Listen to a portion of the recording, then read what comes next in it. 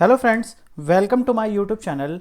हम चैप्टर कर रहे थे एनपीओ यानी not for profit organisation chapter कर रहे थे, जिसकी हमारी एक क्लास हो चुकी है और मैं उम्मीद करता हूं कि आपको वो पूरी क्लास बिल्कुल आसानी से समझ आ गई होगी। और अभी तक अगर आपने वो क्लास नहीं देखी, आप इस चैनल पर पहली बार आ रहे हैं, तो मैं वीडियो के डिस्क्रिप्शन में लिंक दे रहा हूँ, आप जाके फर्स्ट क्लास देख सकते हैं। ठीक है, अगर मैं आपको फर्स्ट क्लास दिखाऊं तो ये देखिए अपनी स्क्रीन पर, फर्स्ट क्लास के अंदर हमने ये टॉपिक्स आपको कराए थे। ठीक है, फर्स्ट क्लास में जिन बच्चों ने फर्स्ट क्लास छोड़ी है वो देख लीजिए, मैंने यहाँ पर एनपीओ के बेसिक सी जो बातें थी वो सारी बातें यहाँ पर कराई हैं। ठीक है, आप जाके उसे वीडियो को देख लें तो आज की क्लास आपको बहुत अच्छी तरीके से समझ में आने वाली है। तो चलिए स्टार्ट करते हैं।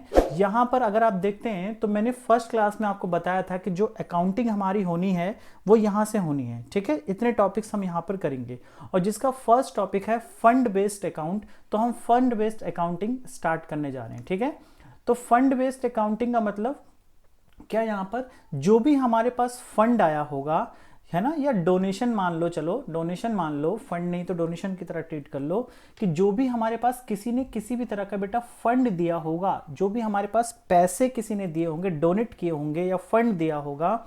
ठीक है, अब कई बार बच्चे कहते हैं सर फंड में कैसे फंड, मतलब मैं कहता हूं बेटा समझना है तो आप डोनेशन ही समझ लो ना। आपको जब मैंने फर्स्ट क्लास में पढ़ाया था, डोनेशन दो तरह के होते हैं, एक जनरल डोनेशन, एक स्पेसिफाइड डोनेशन। सेम वही बात यहां पे मैं कह रहा हूं कि यहां पर भी देखो दो तरह के फंड हैं। अब फंड ओब्लिक डोनेशन, तो मैं यहां पर डोनेशंस की बात करूंगा। क्वेश्चंस भी डोनेशन टाइप के भी आएंगे आपके पास, फंड के भी आएंगे, डोनेशन के भी आएंगे।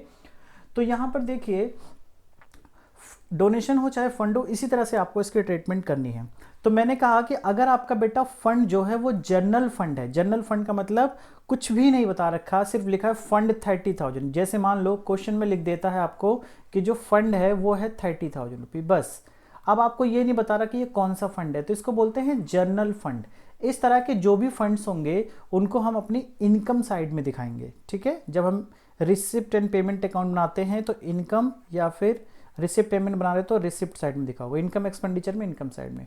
और अगर आपका स्पेसिफाइड फंड है तो स्पेसिफाइड फंड की हम अलग से अकाउंटिंग ट्रीटमेंट करते हैं, वही मैं यहां पर करने जा रहा हूं। ठीक है, आप देखिए जब हम स्पेसिफाइड फंड के अकाउंटिंग ट्रीटमेंट करते हैं, एक बार मैं इसको एग्जाम पॉइंट ऑफ व्यू से बता दूं तो आपके एग्जाम में इसका क्वेश्चन 2 to 3 मार्क्स का आपके पास आ जाता है। ठीक है, तो इसको भी ध्यान रख के करना है, एग्जाम में आपको इसका क्वेश्चंस मिलेंगे ही मिलेंगे। आगे बढ़ते हैं। जब हम इसकी अकाउंटिंग करते हैं तो हमें ये एक बैलेंस शीट बनानी पड़ती है, extracted balance sheet. Extracted balance sheet का मतलब होता है कि ये पूरी बैलेंस शीट नहीं है, कुछ पार्ट है बैलेंस शीट का, वो देखिए जरा क्या है, बहुत ध्यान से समझेंगे एक्सट्रैक्टेड बैलेंस शीट क्या है। ठीक है, हमें क्या करना है बेटा, यहां पर देखिए जो भी हमारे पास फंड है, ठीक है, जो भी हमारे पास फंड का ओपनिंग बैलेंस होगा उसको बीडी के नाम से दिखा दोगे, यानी प्रीवियस ईयर का कोई बैलेंस बचा है। और अगर आपने उसी से रिलेटेड कोई नए फंड रिसीव किए हैं तो उसको प्लस कर देंगे। उसी से रिलेटेड का मतलब जैसे डोनेशन फंड फॉर मैच है, ठीक है, मैच फंड के नाम से कोई फंड है तो मैच से रिलेटेड ही अगर फर्दर आपने फंड रिसीव किया है तो उसको कर दोगे प्लस। ठीक है, और उससे फंड से रिलेटेड जो भी इनकम होंगी उनको भी कर दोगे प्लस। यानी सीधी सीधी सी बात है, जो भी आपके पास फंड से रिलेटेड इनकम आ रही है या फंड आ रहा है उन सबको प्लस कर दोगे, और उससे रिलेटेड जो एक्सपेंसेस होंगे उन एक्सपेंसेस को कर देना है माइनस। अब बच्चा कहता है सर एक्सपेंसेस का मतलब समझ नहीं आया कैसे। मैं कहता हूं देखो, अगर आपको मैच फंड मिला है तो मैच फंड का मतलब मैच करवाने के लिए फंड मिला है, आपने मैच ऑर्गेनाइज कराया होगा, उसमें कुछ एक्सपेंसेस आएंगे मैच को करवाने का, तो वो मैच का एक्सपेंसेस कर दोगे माइनस। ठीक है, और अगर फंड रिलेटेड इन्वेस्टमेंट है, इन्वेस्टमेंट रिलेटेड टू फंड है, ठीक है, यानी उस फंड के पैसे को आप कहीं इन्वेस्ट करते हो तो उसे एसेट साइड में दिखा देना है।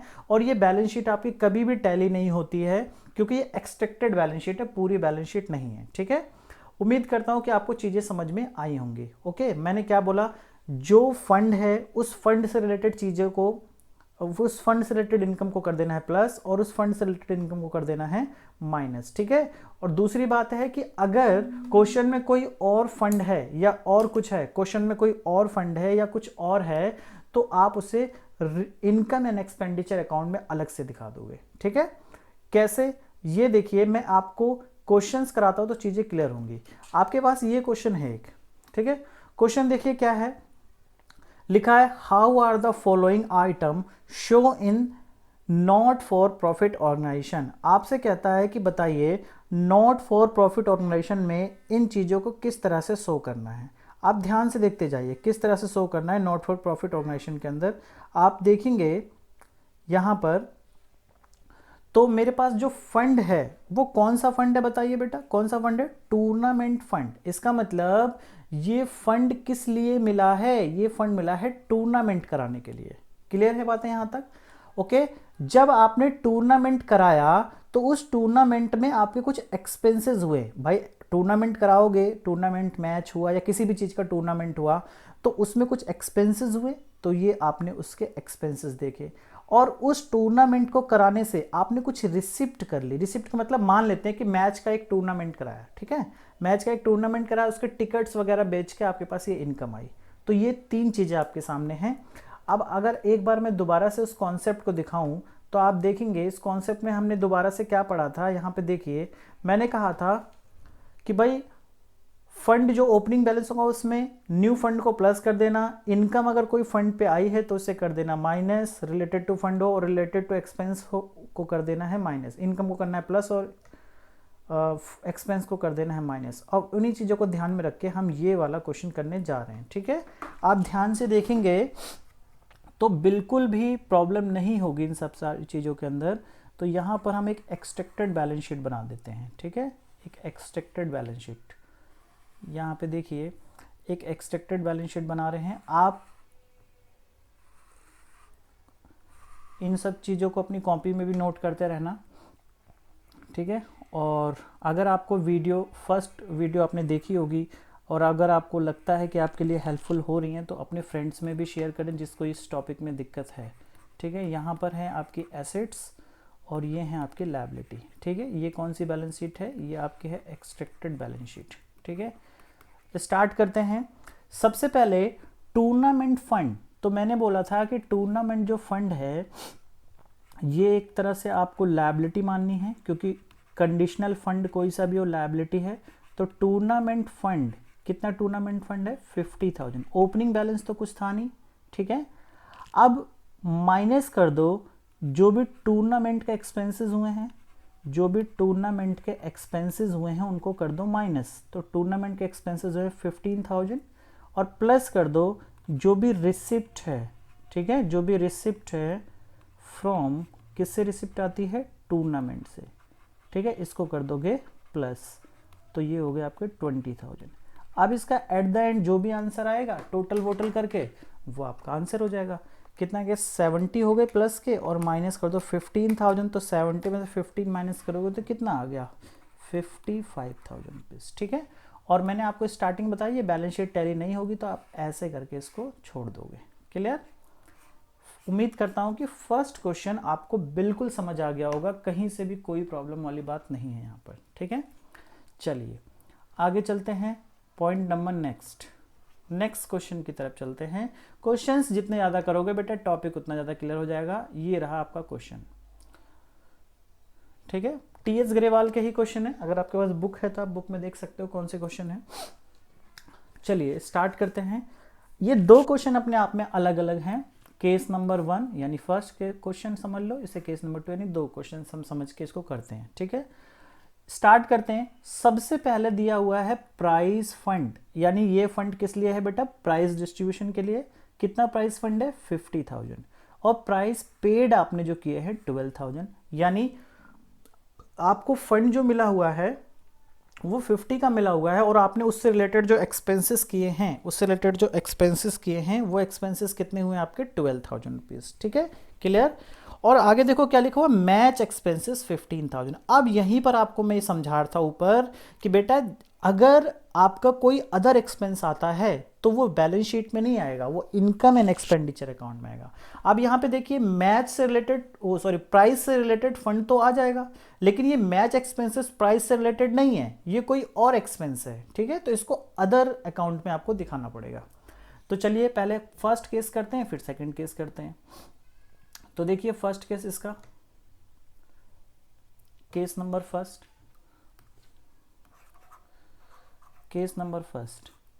देखिए सबसे पहले तो हम वही एक्सट्रैक्टेड बैलेंस शीट अपनी बना लेंगे जो भी हमारी एक्सट्रैक्टेड बैलेंस शीट बन रही थी, ठीक है। तो ये एक हमने एक्सपेक्टेड बैलेंस शीट बना ली है। और आपको ये भी ध्यान रखना है कि प्राइस का फंड अलग है और मैच का एक्सपेंस अलग है। कोई बच्चा ये ना सोचे कि प्राइस वाला ही मैच में आएगा, वो नहीं आएगा, क्योंकि भाई प्राइस से रिलेटेड जो भी एक्सपेंसेस होंगे वो यहाँ पर आएंगे। ये आपकी बैलेंस शीट हो गई एक्सपेक्टेड वाली, ठीक है। और यहाँ पर आपकी एसेट्स हो गई और यहाँ पर आपकी लायबिलिटीज़ हो गई। चलिए स्टार्ट करते हैं। तो सबसे पहले जो हमें मिल रहा है वो प्राइस फंड मिल रहा है। कौन सा फंड मिल रहा है? Price fund.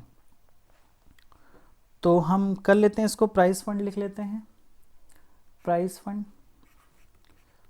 Price fund. तो प्राइस फंड कितना है? 50,000, ठीक है। अब इस प्राइस फंड से रिलेटेड एक्सपेंसेस माइनस कर दो। तो यानी कहने का मतलब जो प्राइजेज हैं वो पेड कितने के हो गए? प्राइस जो पेड हुए हैं वो 12,000 के प्राइस पेड हो गए। अब ये बताओ 50,000 के आपको प्राइस मिले थे, मतलब फंड मिला था, जिसमें से 12,000 आपसे उसका रिलेटेड एक्सपेंसेस हो गए। तो इसका मतलब अभी भी आपके पास प्राइस फंड के कितने पैसे बचे हैं? 38,000 अभी भी बचे हुए हैं, ठीक है। ये तो रही बात सर प्राइस वाली। अब दिमाग में आता है कि एक और भी तो एक्सपेंस है जो है आपका इनकम एंड एक्सपेंडिचर अकाउंट में जाना चाहिए, जो मैच एक्सपेंस है। तो जो मैच एक्सपेंसेस हैं उसको इनकम एक्सपेंडिचर अकाउंट में दिखाओ। तो एक इनकम एक्सपेंडिचर अकाउंट भी आपको यहाँ पर बनाना पड़ेगा, ठीक है। मैंने आपको बताया कि बेटा एग्ज़ाम में थ्री मार्क्स का ये क्वेश्चन आता है, इसीलिए आपको अकाउंट तो बनाना ही पड़ेगा। आप ये थोड़ी सोच सकते हो कि आपको 3 नंबर ऐसे ही दे देगा एग्जामिनर, इसके लिए तो करना पड़ेगा ही पड़ेगा, ठीक है। तो यहाँ पे देखिए ये आपका इनकम हो गया और ये हो गया एक्सपेंडिचर, ठीक है। इसको बोलते हैं income and expenditure account, income and expenditure account.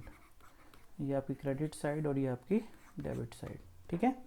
चलिए, तो एक एक्सपेंस और हुआ था जिसका नाम है मैच एक्सपेंस। खुद ही दिख रहा है यहाँ पर एक्सपेंडिचर, तो बस एक्सपेंडिचर साइड में लिख दो मैच एक्सपेंस, ठीक है। मैच एक्सपेंस कितना मैच एक्सपेंसेस हैं? मैच एक्सपेंसेस आपके हैं 15,000 रुपीज़ के, ठीक है। और ये आपका हो गया बंद। क्लियर है बातें? यहाँ तक हमने फर्स्ट केसेस का कर लिया है। मैं आपको क्वेश्चन अगर दोबारा से दिखाऊं तो आप देखेंगे कि इसका हमने फर्स्ट केस जो था वो कर लिया है, यानी पहला वाला केस, ठीक है। अब इसका सेकंड केस पे आ जाओ, केस नंबर 2। केस नंबर 2 देखेंगे क्या लिखा हुआ है? Match x fund. अब देखो पहले प्राइस फंड था, ठीक है। पहले कौन सा फंड था? प्राइस फंड था। इस बार मैच फंड है, इसका मतलब मैच से रिलेटेड सारी चीज़ें यहाँ पर आएंगी, ठीक है। क्या क्या है जरा देखिए। मैच फंड जो हैं वो हैं 1 लाख रुपीज़, ठीक है। मैच एक्सपेंसेस कितने हैं? 35,000। और इन्वेस्टमेंट ऑफ मैच फंड 60,000। बात समझ आ रही है? Match fund 1 lakh, match fund का एक्सपेंस जो है वो 35,000 और मैच फंड के पैसे को इन्वेस्ट कर दिया 60,000, ठीक है। और जो ये इन्वेस्ट किया था ना बेटा, इस पे इंटरेस्ट भी मिल गया। कितना इंटरेस्ट मिल गया? 3,000 रुपीज़। और प्राइस पेड। अब ये प्राइस पेड जो है वो मैच से रिलेटेड तो है नहीं, तो प्राइस जैसे पिछले वाले केस 1 में क्या था? प्राइस से रिलेटेड फंड थे, मैच एक्सपेंस दिया था। यहाँ मैच से रिलेटेड फंड है, प्राइस पेड दिया हुआ है, तो प्राइस पेड चला जाएगा इनकम एक्सपेंडिचर अकाउंट में और बाकी सारी चीज़ें यहीं पर रह जाएंगी। तो चलिए करते हैं इसको भी। यहाँ पर केस नंबर 2 का आंसर, केस नंबर 2 का आंसर, केस नंबर 2, ठीक है। तो यहाँ पर वही बनाओ दोनों अकाउंट। एक तो आपका वही एक्सपेक्टेड बैलेंस शीट आपकी बननी है, ठीक है। और इसके अंदर आप देखोगे बैलेंस शीट वगैरह सब आ जाएंगी, तो ये थोड़ा सा आपको और अच्छा लगेगा, क्योंकि इसमें बैलेंस शीट वगैरह, बैलेंस शीट कह रहा हूँ, एसेट्स वगैरह भी आ जाएंगी। बैलेंस शीट तो खैर हम बना ही रहे हैं। थोड़ी लाइन वाइन इधर उधर हो तो देख लेना, क्योंकि डिजिटल उससे चल रहा है मामला, तो थोड़ा सा ऐसे ही चलता है, लायबिलिटी, ठीक है। चलिए स्टार्ट करते हैं।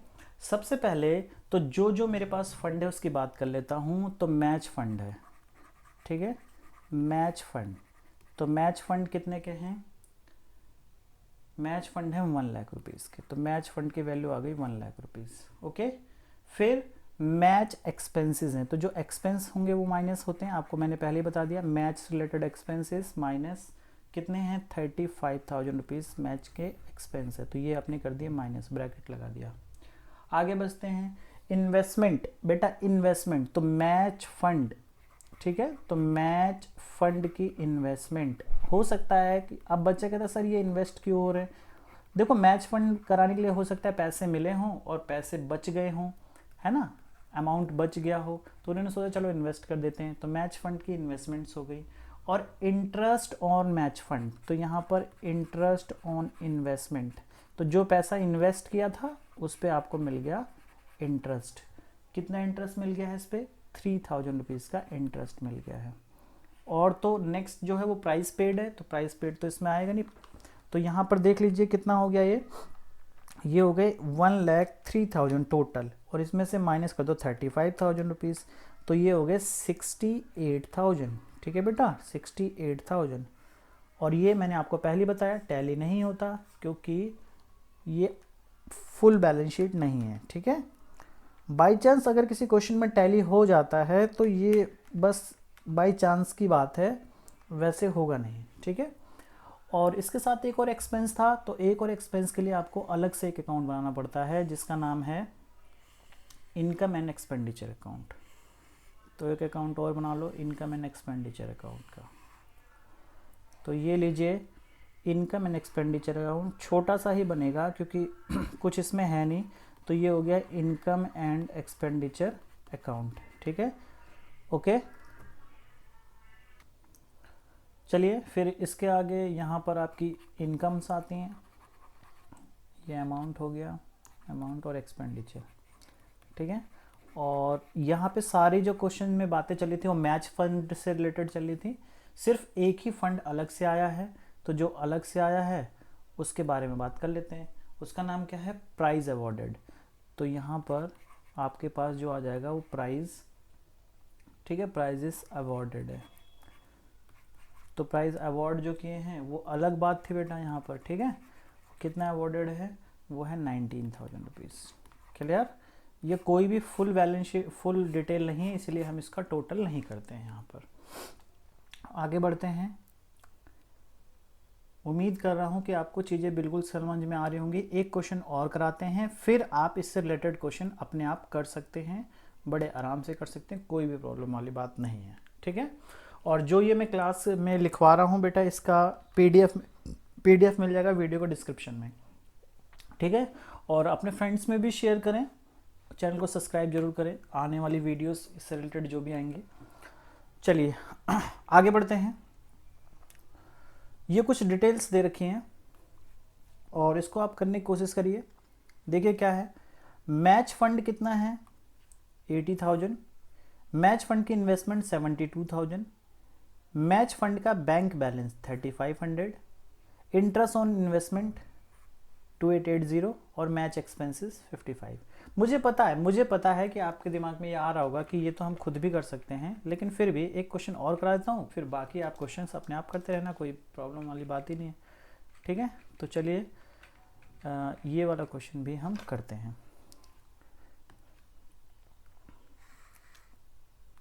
देखते जाइए और मैं उम्मीद कर रहा हूँ कि आप लोगों को चीज़ें समझ में आ रही होंगी। एनपीओ पता नहीं क्यों इतना ज़्यादा प्रॉब्लम में रहते हैं बच्चे एनपीओ को लेके, लेकिन एनपीओ में ऐसा कुछ है नहीं, ठीक है। सही से पढ़ोगे, सही से ध्यान दोगे और होमवर्क करोगे, अपना बुक के क्वेश्चंस खुद करोगे तो आपको चीज़ें समझ में आएंगी। कोई भी प्रॉब्लम इसमें ऐसा नहीं है कि आपको चीज़ें बिल्कुल क्लियर नहीं होंगी, ठीक है। तो आराम से समझते रहिए, देखिए। और यूट्यूब पे ये वीडियो पड़ी रहेगी आपका, जब आपको लगे कि टॉपिक दोबारा से करना है तो आप कर सकते हैं।